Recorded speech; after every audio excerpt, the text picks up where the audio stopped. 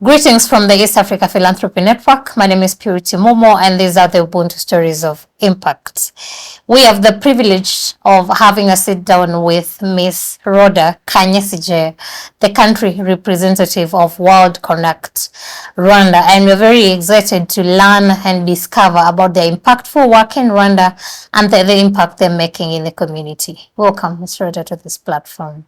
Thank you. So do you want to introduce yourself a bit further and maybe the work that you do in Rwanda? Great.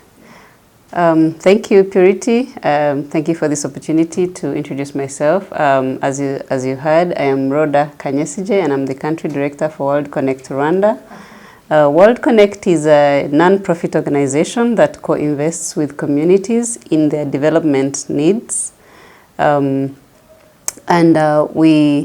We focus mostly on community needs in education, health, and economic opportunities. So we co-invest with communities in those needs for them to meet their vision. Great. And now World Connect's philosophy centers around empowering local leaders for development. Do you want to elaborate more on how this approach has transformed traditional aid models in Rwanda? Well, to begin with, I must say traditional aid models have been focused more on top-down development aid approaches, and World Connect is more of a grassroots, bottom-up development approach. So we are an organization that listens to communities and empower communities to come to the center stage, to make their voices heard, and we empower them to take ownership of their development needs and own them and develop their communities based on their vision, because they are the ones who know their challenges and they can craft the best solutions for their challenges. Yeah. It's amazing. And in selecting local leaders and projects to invest in, what specific qualities or criteria does World Connect look for? What I can say is that World Connect is not prescriptive in what we support the communities with. Instead, what we look for in the projects that we support is their alignment to World Connect vision and mission and values and sustainability of that project. And regarding the leaders of these projects, we look for someone who is really this person who is listening to the community, who is collaborative with the community, who is ready to work with the communities to design the best solutions for their challenges. This person who is going to be, who is not really working for individual interests, but is representing the community, is ready to grow their leadership experience. And mostly in what we do, we try to make sure that women come to the center stage, because traditionally, especially Rwandan women are people who like to be behind men. So in our development approach, we try to see, okay, can we have women as local leaders of these development initiatives? And we try to empower them to be really among our local development coalitions. Great. Share with me a detailed example of a project where local leadership significantly influenced its success. Well, there are many projects because, as I said, communities are the ones that drive their development. But I'll give this one example because all the projects that we support are a co-investment with the communities and they are designed by the communities. But I'll give this one example of a project in health. So there was this one health center in eastern of Rwanda, which had a challenge of limited space for their maternity ward. It was this health center that had a 3-roomed building, which was their maternity unit. So it has 3 rooms. 3 rooms. One room is the delivery room, and one room is the pre-delivery waiting room, and the other room is a post-delivery recovery room. And each of these rooms meant for mothers could only have 2 beds. So that means on a day, they would not go beyond 4 mothers. So any other 5th mother that came to this health unit would be turned back because they don't have space for them.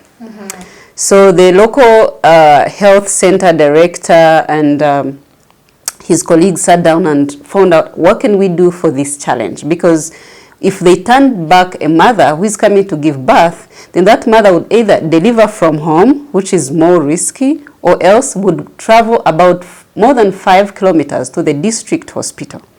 So what they did is they sat down, and so there was this old building at the health center ground, which was destroyed during the genocide in 1994 and was now being used as a storage for like materials in the community. So what they did was like they thought about a solution to renovate this building and expand their maternity unit.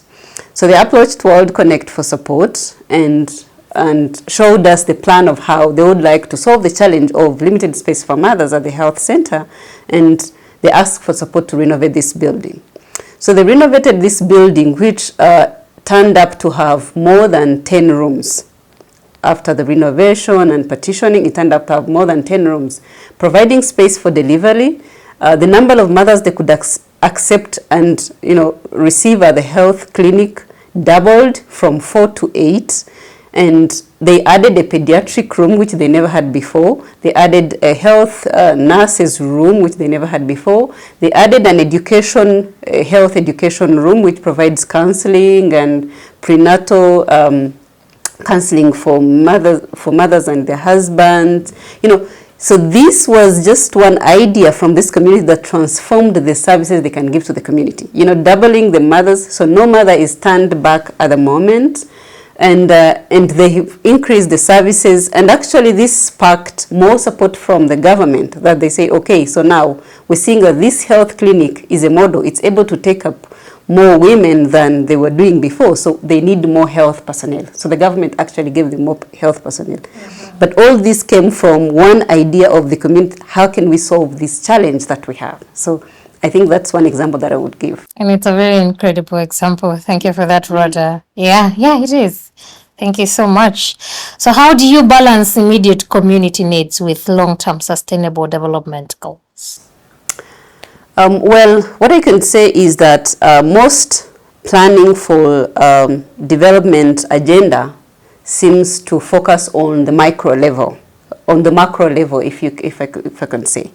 But in our approach with World Connect, we see the communities as the foundation for sustainable development. So in the work that we do, we try to see how can these communities support the achievement of sustainable development goals. So if the communities are not involved in the achievement of sustainable development goals, then they'll never be achieved, because everything is centered around the communities and the communities being really improved in terms in line with the development goals. So we try to make sure that the communities own and support the achievement of the development goals. Mm-hmm.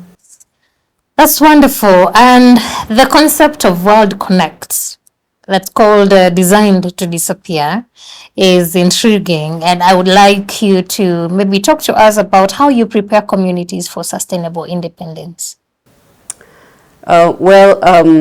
As I said before, we're not prescriptive, and we support what the communities want.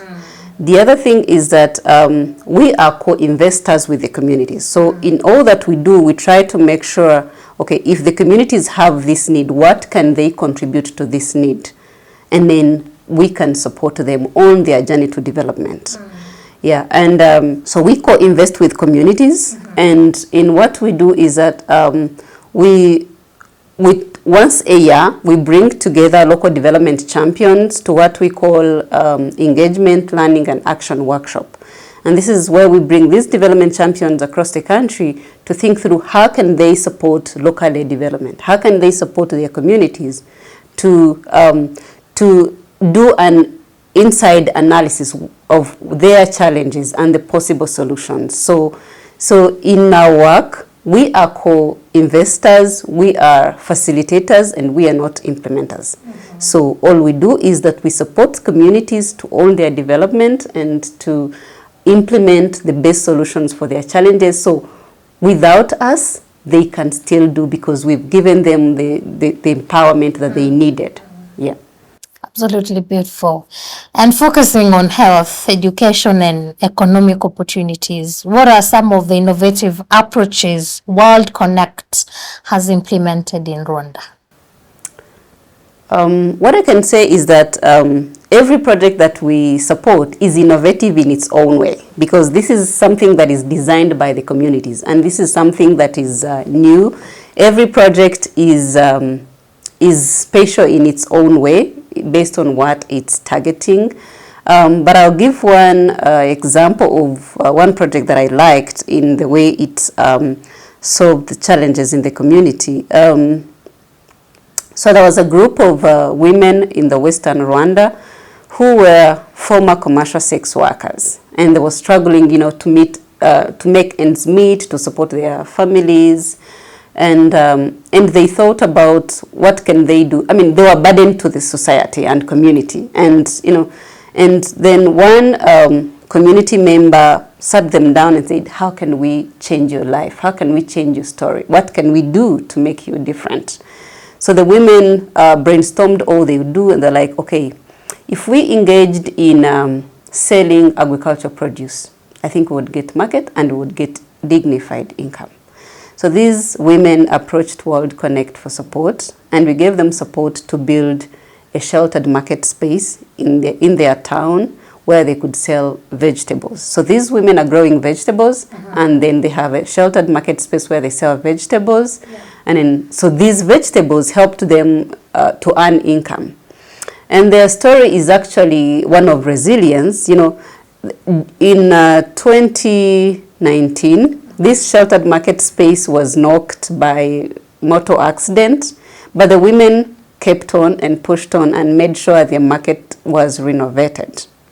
So these women today, who were a burden to society, who were earning income from commercial sex work, have moved from being commercial sex workers to being opinion leaders in their communities, because they have this story of transformation.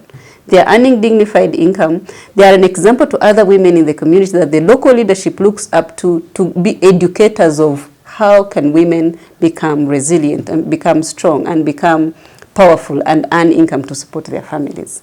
Great. Your story is very lovely. I think we need 3 days to complete it. So you've placed a lot of emphasis on women empowerment. How do your projects specifically address gender inequality in this area? So in our work, we try to make sure that the voice of women is heard, because these are people who really you'll rarely find, speaking out for their communities. So in what we do, we make sure that these women are involved in the local leadership coalitions of the projects that we support. And we try to make sure that actually every project, at most, the local leader is a woman. Yeah.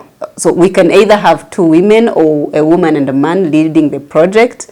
So that's how we are intentional in making sure that women are involved in the projects that we support. Great. Thank you for sharing that. What are the challenges and successes of integrating health, education, and economic development in your projects? What challenges have you faced, and what have you found to be the opportunities? Well, one of the challenges that we've faced, I would say, is the challenge of working with low-resource communities, yet we're expecting these communities to contribute to their development initiatives. Because every project that World Connect co-invests in requires the community to raise 25% of the cost of that initiative. So these low-resource communities have really had a challenge of raising that required community contribution.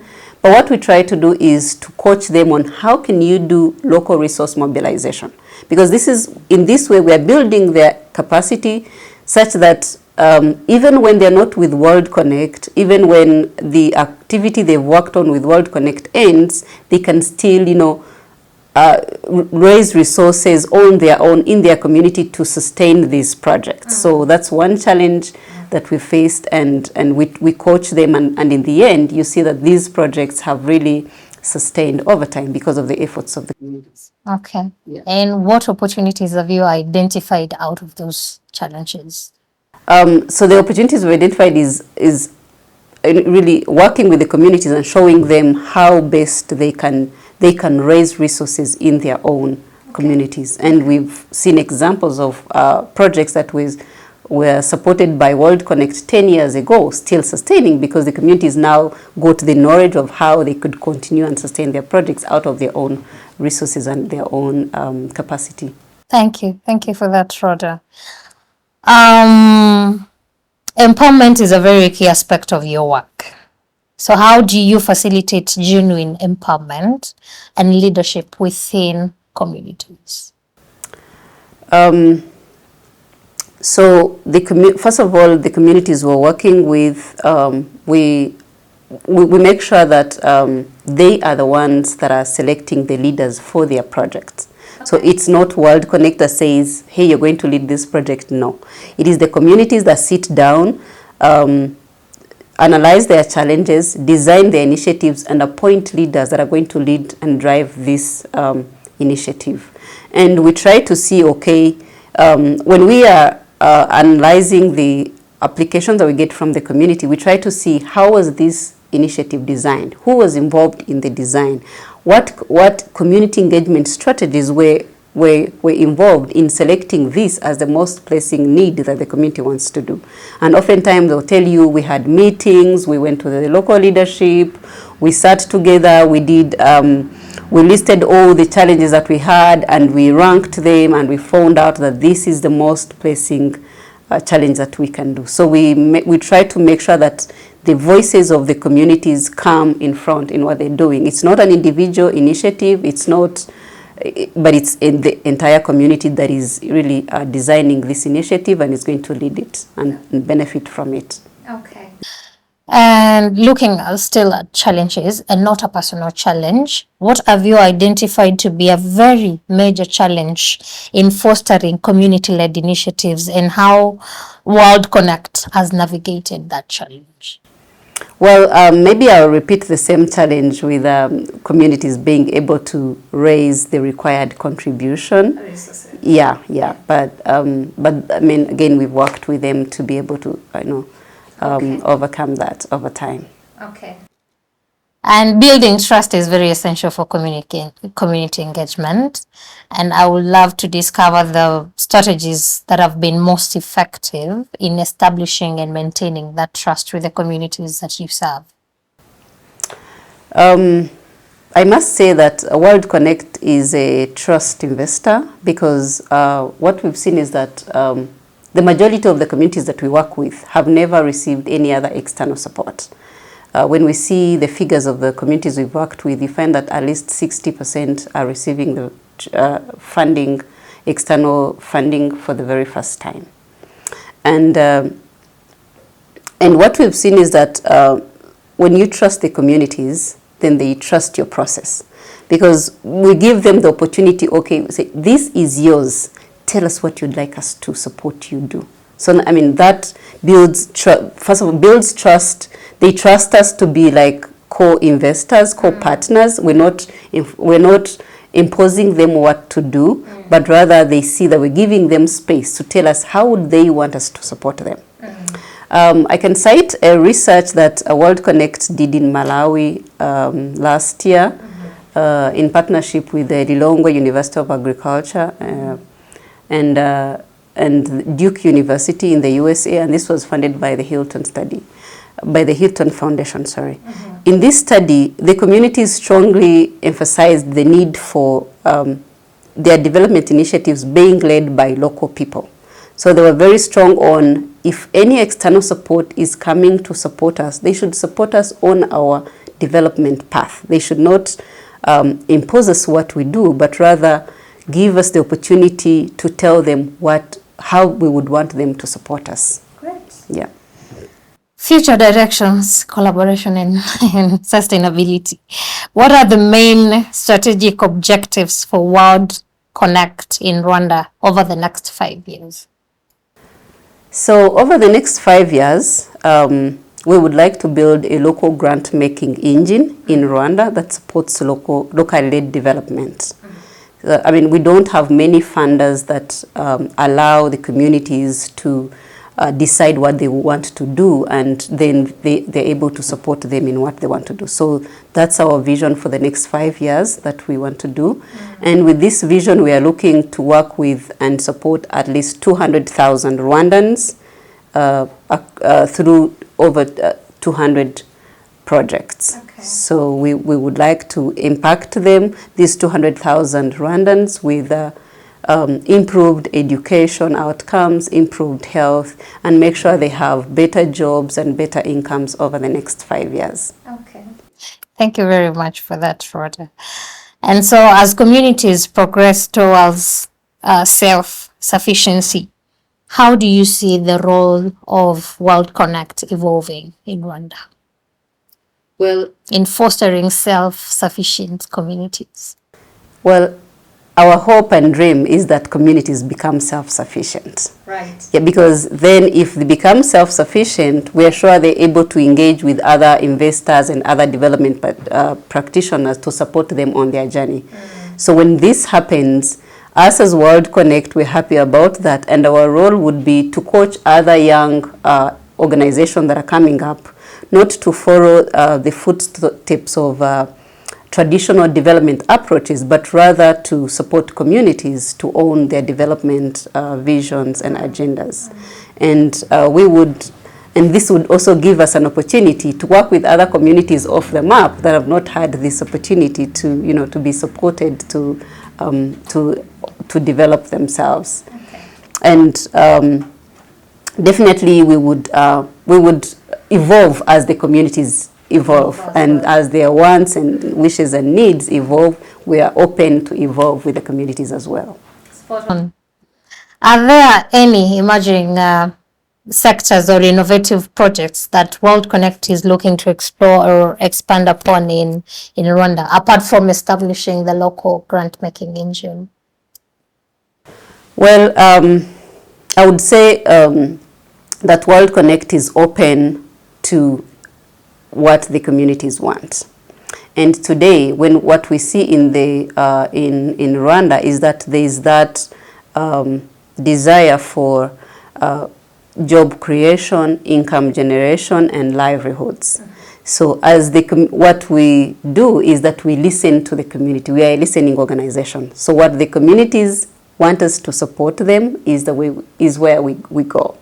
So we're seeing that the largest sector where there is demand for support is in helping communities learn economic skills development, have income generation projects, and entrepreneurship skills, and improve their livelihoods. So I would say this is also in the government's plan for job creation and poverty graduation, and as World Connect, we are open to listen to what the communities want us and happy to support them on that. Great. And for those inspired by your story, by your work, what are the most effective ways to partner or collaborate with World Connect Rwanda?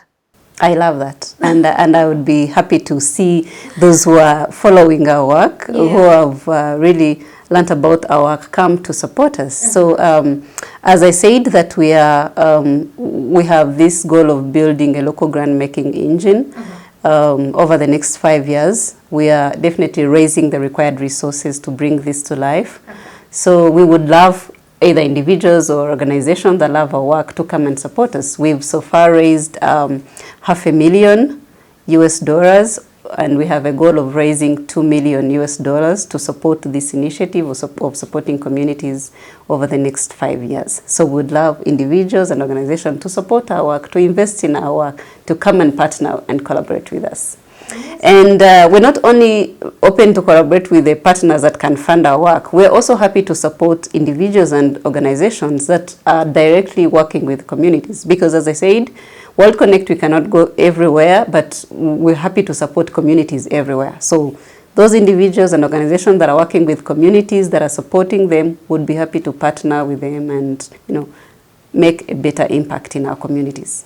And this is a step towards attracting the right people to support and to support as World Connect, but also to support your work or fund the programs that you're running. In closing, Rhoda, what key message would you like to share about the importance and the impact of community-led development in Rwanda and beyond?